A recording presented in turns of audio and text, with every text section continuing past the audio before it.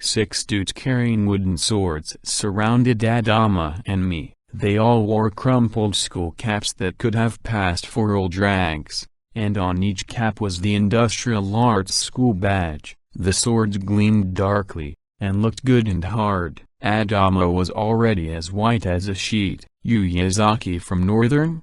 The leader, a big, pimply-faced, Neanderthal type, asked me. I was sure the swords would come crashing down on my head at any moment. I nodded, and my legs started shaking like crazy. To stop the trembling, I breathed in deeply through my nose and tried to look calm. If I let them know how scared I was, it would only encourage them and make it that much harder to fend them off. For a guy who'd grown up among coal miners, one of the roughest groups of people in Japan, Adama seemed a bit on the wimpy side. What sort of impresarios were we, I thought? Why hadn't we seen to it that we had a bodyguard or two? Too late now, though. I'd got into fights once in a while up through junior high, but they were only harmless punch-and-wrestle affairs. For me, wooden swords and chains and knives existed only in comic books. "Well, you were Yazaki, aren't you?" Pimples said, adding a menacing growl to his voice. "Yes, I am." "Say, aren't you guys from the Industrial Arts High? I've been hoping we'd meet up." "See, there's something I'd like to discuss with you. Why don't we step inside this coffee shop so we can talk?" I spoke in a voice so loud that people passing on the street turned to look, and when I finished I moved toward the door of Boulevard. Pimples put his hand on my shoulder and stopped me. "Hold it." He glared down at me, thrusting out his chin and raising his eyebrows slightly. He was copying the heroes of the gangster movies that had been popular a decade earlier, films that you could still see in small provincial cities like ours. "You wanted to talk something over, right?" My legs were still trembling, but I said this in a quiet, controlled tone of voice. My father had once told me that if I ever found myself surrounded by yakuza, I should be polite but not start groveling. Long ago, when he was in his 20s, he'd used a baseball bat on the chairman of the PTA, who also happened to be a yakuza boss, and the gangsters' goons had cornered him and held a knife to his throat. If they'd stuck me with that thing, I'd have been dead. He told me, "You were still a baby, Kenbo, and I didn't want to die and leave your mother to raise you on her own, so I apologized. But if you get too humble with those bastards, they'll be more than happy to kick the things out of you." So, even while I was apologizing, I suggested in no uncertain terms that if they laid a finger on me, a school teacher, their boss's son wouldn't have a chance in hell of ever getting anywhere in life. I guess I was pretty lucky, too, but anyway I came out of it without a scratch.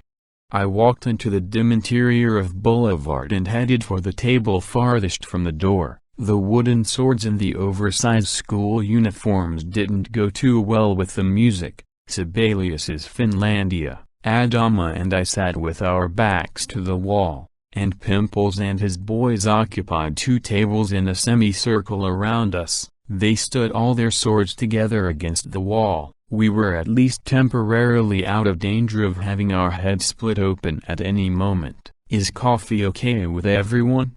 I said, looking at each of them. The balance of power had shifted, if only ever so slightly. One look at their uniforms, shiny with sweat stains and torn here and there, was enough to convince you that these were hardboys of the old school. They didn't go to game centers or coffee shops, because they didn't have any money. Not being used to this sort of place, they were ill. I asked the waitress, whom I knew fairly well, for 8 Café Royals. "We've been meaning to talk to you guys about Nagayama-san because we were afraid you might somehow have got the wrong idea," I said. Pimples and his boys looked at one another. "You got something to say about her?"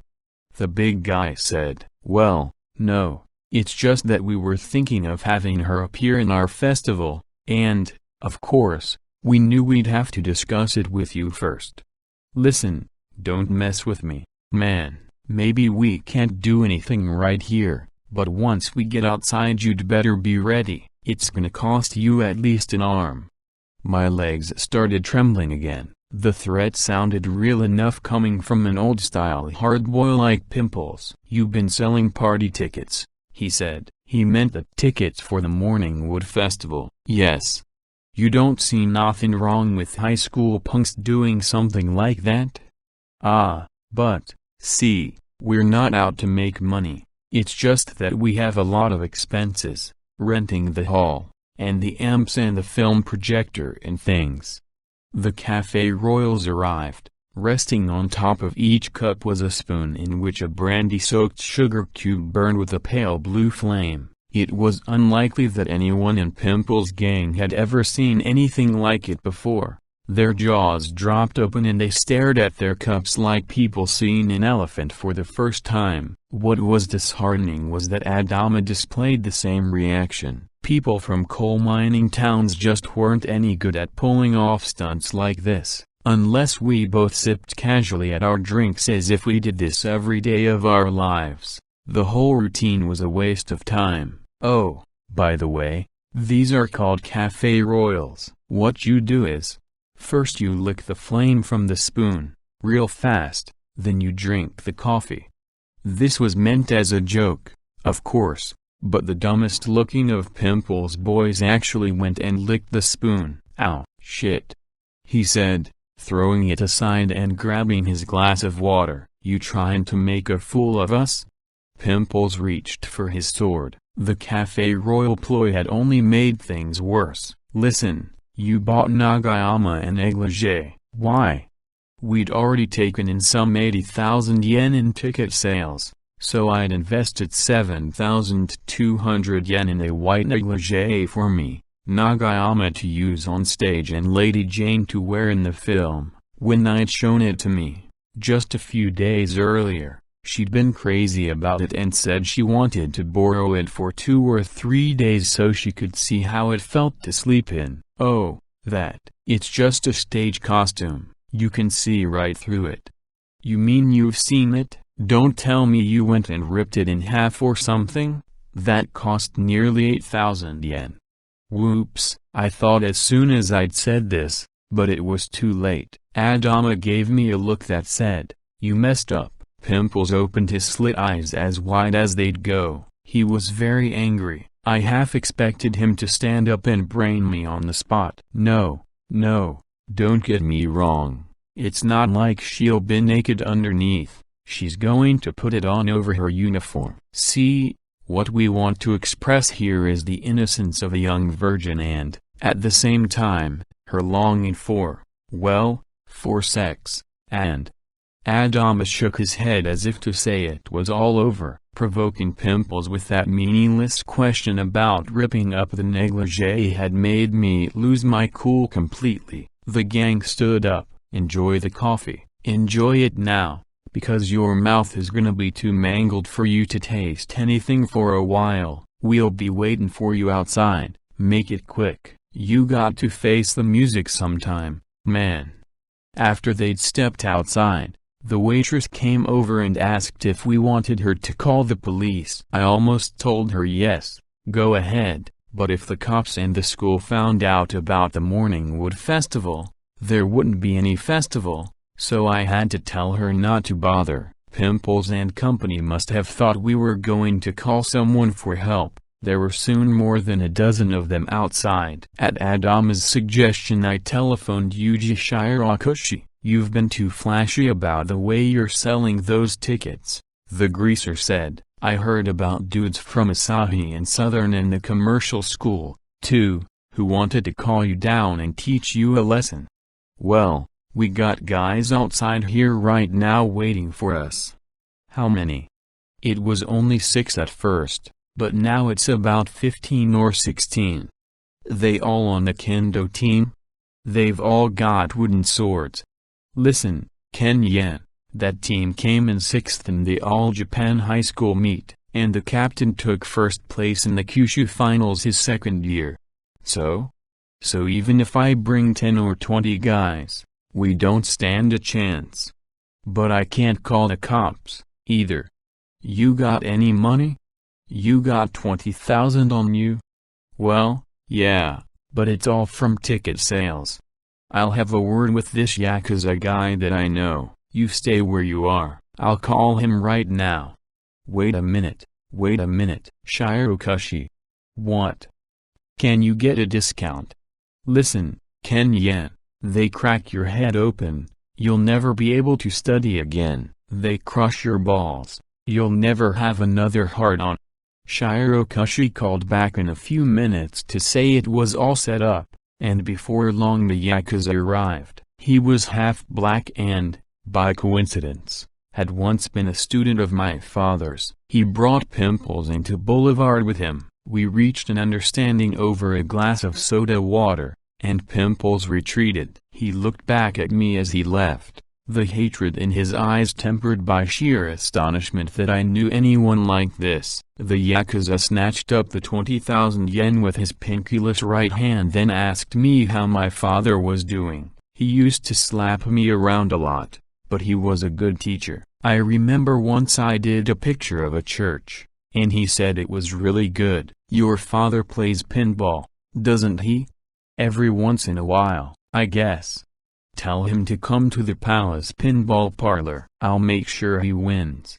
He said he didn't think I'd be having any more problems of this sort, but that if I did I could call him any time. Then he shuffled off in his sandals, his black sports coat hanging loose over his shoulders and flapping in the breeze. We began filming Etude for a baby doll and a high school boy, an extravaganza on standard 8mm film, part color and part black and white. The first day, we filmed Iwasa's face from the nose down and Lady Jane walking down a long corridor in the negligee. There was no story. It was a surrealistic treatment of the daily life of a student in a boys' high school who couldn't feel love for anyone except a milk-drinking baby doll. Iwasa played the student, a born loser who finds the doll laying naked in front of his grandfather's grave. He falls in love with it, and the doll stimulates certain dreams in his mind. Lady Jane appeared in the dream sequences. The bell and how we'd borrowed from Masutabe made a satisfying whir as it rolled. Unfortunately, I got the exposure wrong, and the first and second reels came out blank, but it was still great fun making a movie of our own, partly because of the 20,000 yen I'd paid in protection money. We had to give up on having Lady Jane ride a white horse across a meadow in the Highlands. Adama kept pushing for the big white dog, but I was dead against it, and in the end we settled for a white goat that lived near his place. So one day we all boarded a bus and headed out there to film on location. I made some lunch for us, the angel said, holding up a basket that smelled of sweet egg rolls. I sat there wishing I could eat lunch alone with her. The conductor on the bus, a man with a hideous face, eyed us sourly as we played a silly little game called Gorilla Boogers. To any question anyone asked you, what's your name? What's your favorite food? What's your house made of? What's your hobby? You had to answer Gorilla Boogers, and whoever laughed first lost. Lady Jane and Anne Margaret always cracked up at the first question, and Adama won hands down. Gorilla Boogers, he'd say, again and again, without ever seeming to find it the least bit funny. Once we were past the suburbs, the bus rolled along beside a river, then headed up a mountain road. The autumn sunlight glistened in Lady Jane's hair, and the soft swells in Anne Margaret's blouse jiggled each time the bus swayed. The ugly and ignorant-looking conductor stared at us with loathing in his eyes as we laughed and shouted. That stare of his felt great. It seemed to me that we were just like the high school kids I'd seen in American movies of the 50s. The goat was in a field beside a lazy river where pampas grass waved in the breeze. I set up the camera on a slope overlooking the field, intending to film Lady Jane walking along behind the goat, holding it by a rope, but the goat kept turning its ass to the camera and dropping little balls of shit or taking to its heels so suddenly that Lady Jane was jerked off her feet. Eventually the animal broke free, and Adama chased it for about 500 meters. We sat on the bank of the river to eat our picnic lunch. There were rice balls, pickles, egg rolls, fried chicken and cauliflower, and even pears for dessert. While the birds warbled and chirped in the trees, I played the guitar and we all sang Simon and Garfunkel's April Come She Will.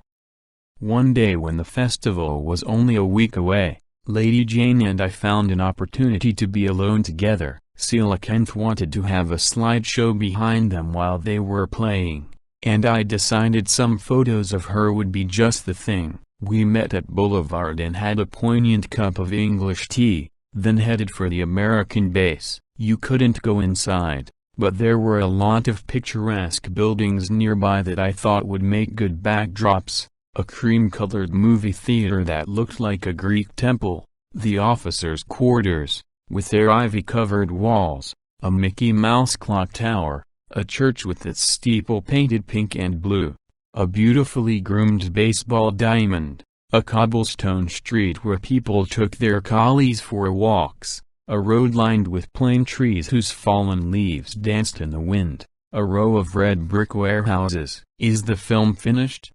said Lady Jane, smiling into the lens and sweeping her hair back with long, delicate fingers. "All except the editing." "Do I look funny?" "No, you look great." "Did you keep the part with the goat?" "No, the goat's out, the image is all wrong." She suggested we go to the beach when winter came. "Winter? It'll be cold." "I know, but I've never seen the sea in winter before." I imagined us clinging to each other in the cold wind, and my heart began to pound. Hours went by without my having any sense of time passing, and the next thing I knew the sky was the pale purple of sunset. "I love this time of day," she said, her hands clasped behind her back as we headed home. I was taking care not to step on her shadow. "It's over so soon, and then it's night, but it's so pretty. I wonder if the way I feel will be like that, if it'll change all of a sudden." "The way you feel? Come on, don't be mean. I told you how I felt by sending you those roses." I stopped and focused the camera. I said, and clicked the shutter. "Love," I said, and clicked the shutter again. "You," I said. Lady Jane smiled shyly. It was a smile to end all smiles, but it got lost in the gathering darkness and didn't show up in the prints.